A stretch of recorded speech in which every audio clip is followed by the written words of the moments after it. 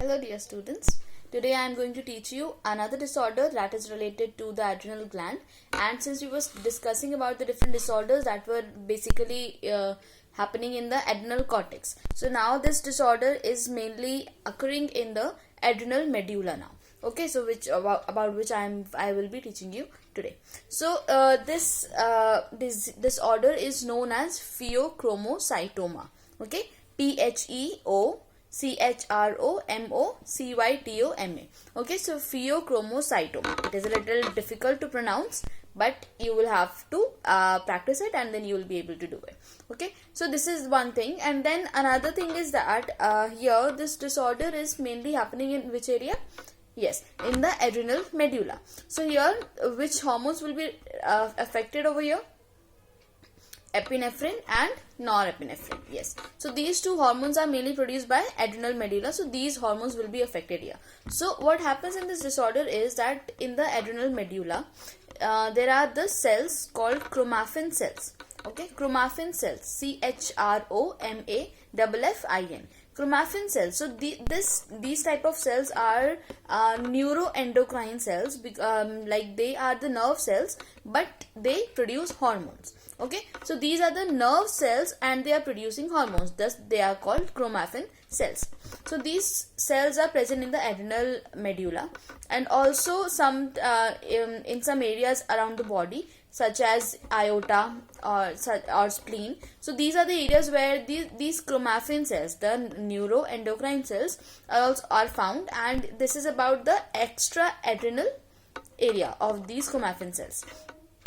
So if this is the problem with the chromaffin cells in the adrenal medulla, or it can be the extra adrenal chromaffin cells. So if there is any problem with these cells, then there will be improper production of these hormones. Okay, so what happens here, basically there is tumor in these cells. Okay, so in the adrenal medulla there will be a kind of tumor formed because of in this area of the cells, because of which there will be excessive production of these hormones, because whenever there is tumor there will be obviously excessive production, not the less one, but it will be in excess. So epinephrine and norepinephrine will be excessively produced in the body. So what is the effect of epinephrine and norepinephrine? It helps us to deal with the stress, right? So what happens there, they give us they increase the level of glucose in the body, so they can provide us with the energy. Okay, so they also affect the blood pressure in the body. So all those things will be affected over here. So the management of the stress in this condition, because of the overproduction of epinephrine and norepinephrine, will be there because there is some kind of tumor in the adrenal medulla. Okay, so here it is written pheochromocytoma is a tumor that is usually benign. Okay, so this tumor is benign, it is not malignant. Okay, not always, but mostly it is benign. 10% cases are there in which these tumors can be found as malignancy. Malignancy means they can spread to other areas. Okay, and it will be uncontrollable, this formation of the cells, right? So there will be proliferation of the cells abnormally. Okay, so that is the malignancy, but here we are saying that this tumor in pheochromocytoma, these are benign and they originate from the chromaffin cells of the adrenal medulla. Okay, so these cells are those cells which produce the neurohormone, or they are the neuroendocrine cells that produce hormone. Okay, so this is there, and then because of these tumors there will be changes in the different functions of the body. Blood pressure will be affected, the blood glucose level will be affected. These are the main things, and several other functions will also be affected along with that. So this is very much dangerous for the body. Obviously it is very dangerous, and it if we are not able to treat it, then it can become very much fatal. And if we see about the causes of this disorder, it is one form of hypertension that is usually cured by surgery. This can be cured by surgery, like we can manage this condition, but how is it happening? Let's see. So mainly it occurs, this tumor is happening where? In the adrenal medulla, right? So and I also told you that in some cases it is occurring extra adrenal chromaffin tissues also. Okay, it can be in the aorta, ovaries, spleen, or any other organs. There are several other areas also where these chromaffin cells can be there, and where there can be tumor in these cells, and then there will be overproduction of the epinephrine and norepinephrine. So what is the cause over here is that it can occur in any of the age, but mainly it is seen to occur from the age of 40 to 50 years of age, and it affects both men and women equally. But age here is the factor. 40 to 50 years of the age is affected more. Okay, so this is there, and then we see that 90% is the benign cases, sorry. Okay, but 10% cases are can be malignant cases also. Okay, and sometimes if we say like 10% cases will be such situation that there will be tumor in both the adrenal glands, not only one but both the adrenal glands can be affected. So 10% cases are found such that. And it can also be because of the heredity. Okay, so family members of the affected people, they are in danger of developing this disorder. They may also have this kind of problem. There is higher incidence of pheochromocytoma in family members of these people. Okay, so whoever has this tumor, if you diagnose any patient with pheochromocytoma, so you have to make sure that you screen all the family members also, so that they can find out whether they are also prone to it or they can develop, so we can prevent those conditions. Then the other thing is it can also be because of the neoplasm in the other endocrine glands also. Okay, so for example, there is some problem, there is neoplasm in the thyroid gland or the parathyroid gland. Okay, so if there are tumors in any other endocrine gland, then it can also result into tumor formation in the adrenal medulla. Okay, so this will be the pheochromocytoma. So if there is any problem such as the medullary thyroid carcinoma or parathyroid hyperplasia or tumor, if it is malignancy or it is just a tumor, simply benign tumor, but if it is there in the endocrine glands anywhere, thyroid gland, parathyroid gland, or any other gland, so there can be a risk of developing pheochromocytoma. So these are the simple some causes of pheochromocytoma. Mainly is genetic. Then age factor is there, 40 to 50 years of age. It affects both men and women. Then the people with any endocrine tumor in any other endocrine gland. Okay, so this is there, and then we have the clinical manifestations. So in the clinical manifestations here, according to the effect of the increase in the hormone of norepinephrine and epinephrine, because of that there will be some effects on the body. So relatively there will be the clinical manifestations. So here what all things will be there is, it depends on how much will be the epinephrine and the norepinephrine. Depending on the proportion of it, there will be the consequences or the symptoms will be there. So mainly there is a triad of symptoms. Triad means there will be three things. Okay, so all those patient, hypertension definitely will be there, that is obvious, right? So along with that, there are three things, or you can say there is a triad which will be there with the patient who have hypertension. So those patients who are having hypertension in with the pheochromocytoma, they have this clinical manifestation of hypertension. So those people will be having three symptoms, that is headache, then diaphoresis and palpitations. Headache, diaphoresis and palpitations. So you know all these terms, you know what it means. Okay, so if these symptoms will be there, along with that there will be some other disturbances in the body, such as some other cardiovascular problems can be there.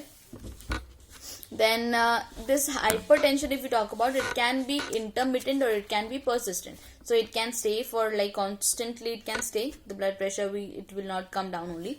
But in some conditions what happens, sometimes there can be you can see that the blood pressure can be controlled to some extent, but it will again go back to higher. Then along with that there will be symptoms of tremor, headache, flushing, flushed skin when there is increased temperature, the very hot skin and the redness is there, so that is a flushed skin. Then there will be anxiety, definitely will be there. Then because of the conversion of the glycogen into glucose, because the epinephrine and norepinephrine, they are having the effect of on the glucose also, right? So it helps us to increase the level of the glucose in the body. How it happens? By converting the glycogen into glucose. So here what happens, the glycogen in the muscle and in the liver will be converted into glucose, and that will be sent into the bloodstream. So then there will be hyperglycemia. Okay, so because of the epinephrine, basically it is happening. If epinephrine is more in amount, then definitely hyperglycemia can be happening. Along with that, if there is a sudden attack of pheochromocytoma, so what all things can happen over here? So in such condition, the patient will experience anxiety very much. Then tremors will be there, tremulous you can say. Tremulous means the patient is having very much tremulous and weak. Then the patient may also experience headache, vertigo you know what it is, blurring of vision. Then tinnitus you know what it is? Yes, some kind of ringing bell sensation, or you hear something ringing in the ear, right? It is mainly whenever there is some disorder in the ear, then you have it, or when you have a risk of developing such disorder. So tinnitus can be there. Air hunger, feeling hungry for air, right? Suddenly you feel like you're not able to take any breath, so air hunger can be there. And dyspnea you know that. Okay, so other symptoms will be polyuria, along with hyperglycemia and all that. So there will be polyuria also. Nausea, vomiting, diarrhea, abdominal pain, and a feeling of impending doom. So suddenly you feel like everything is just sinking, you are sinking, and you feel miserably weak. So that is kind of a feeling of impending doom. Okay, so that all these things will be there. Then palpitation and tachycardia are very common to happen. So whenever there will be increased blood pressure, palpitations and tachycardia is normal to happen. Okay, so along with pheochromocytoma, you can experience such kind of symptoms. Then if there is so much of blood pressure increase, for example, the patients with pheochromocytoma, they have blood pressure of around 250 by 150 millimeters of mercury.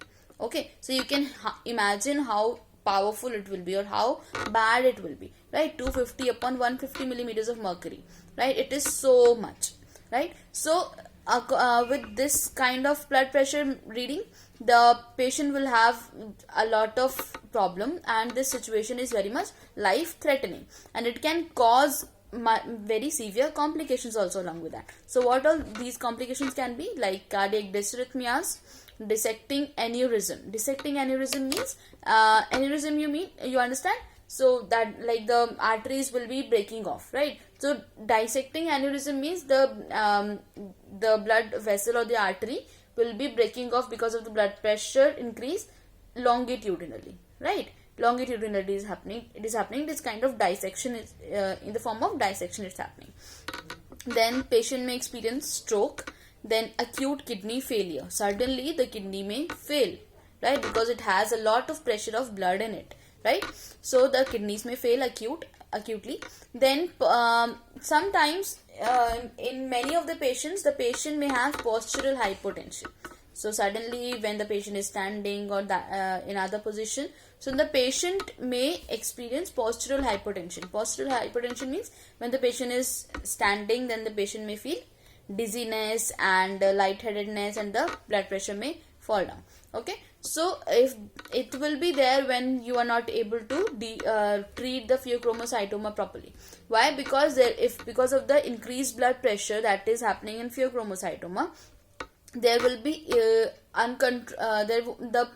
blood vessels will not be able to control their flexibility, and there will be problem with the regulation of the blood pressure all over the blood vessels. Okay, so because of that, the patient may also go into hypotension, and especially postural hypotension.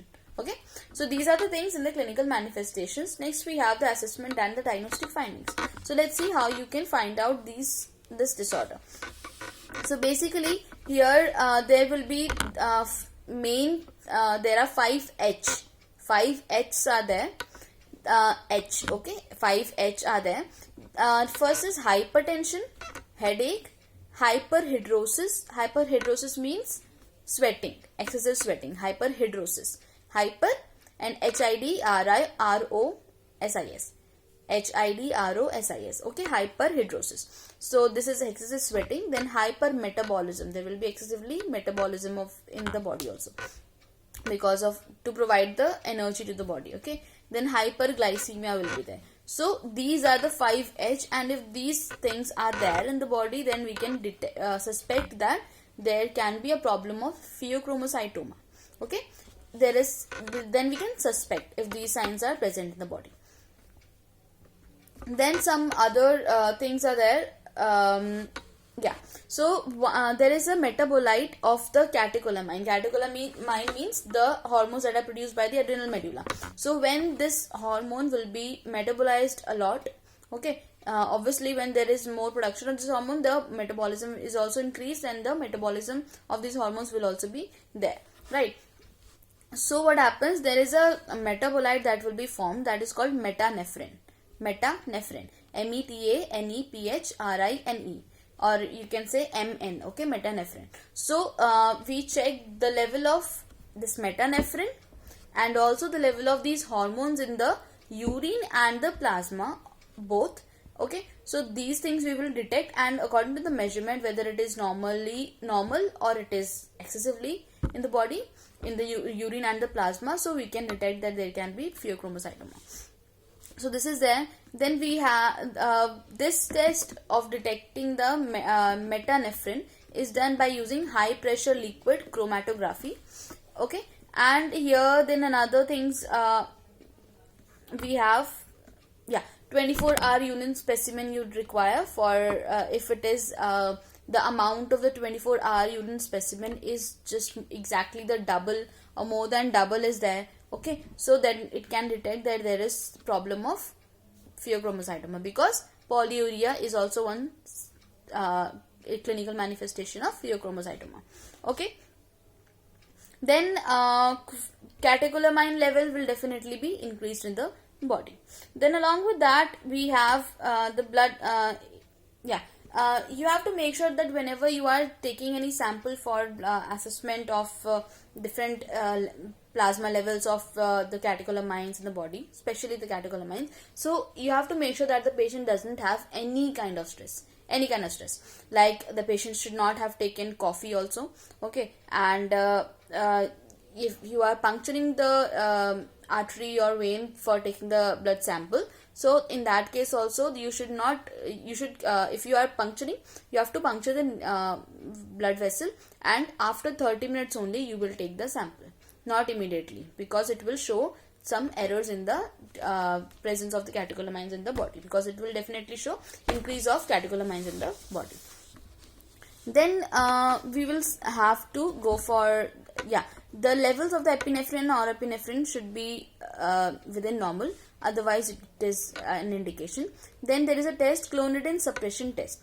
Clonidine suppression test, here we have clonidine. This is a medication, and this clonidine is centrally acting anti-adrenergic medicine, right? So this medicine is anti-adrenergic, right? So it will act against the catecholamines. It will suppress the production of these catecholamines. So with this clonidine, if the body has a normal production of the catecholamines, so the clonidine will be able to suppress it. But if there is abnormal production of these hormones, and from the chromaffin cells and from the extra adrenal chromaffin cells it is happening, so it will be very difficult for this medicine to suppress the production of these hormones. So this is why we have that if it is not able to suppress the level, then definitely it is we can suspect that, we can clarify that there is pheochromocytoma.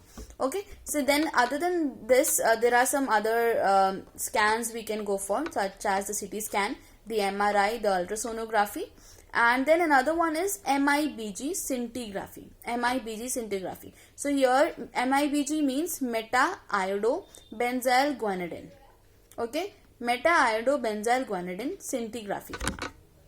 So meta you know what is it? metaiodobenzylguanidine, meta-iodobenzyl guanidine, and here then scintigraphy, okay, SCINTI graphy, scintigraphy. So here what we do, we inject some radiographic material, okay, especially we are talking about here iodine, okay. So iodine here we inject into the body, and then some gamma scan cameras are there, so that will scan the whole body without touching the body, okay. So they will obtain the images of the body once this iodine has passed through all over the body, okay. So then the whole images are taken of the body once the iodine has spread all over the body. Then first day this is there, then second day also the patient will be called back, and then again the images are taken. So it is very much specific isotope for detecting the catecholamine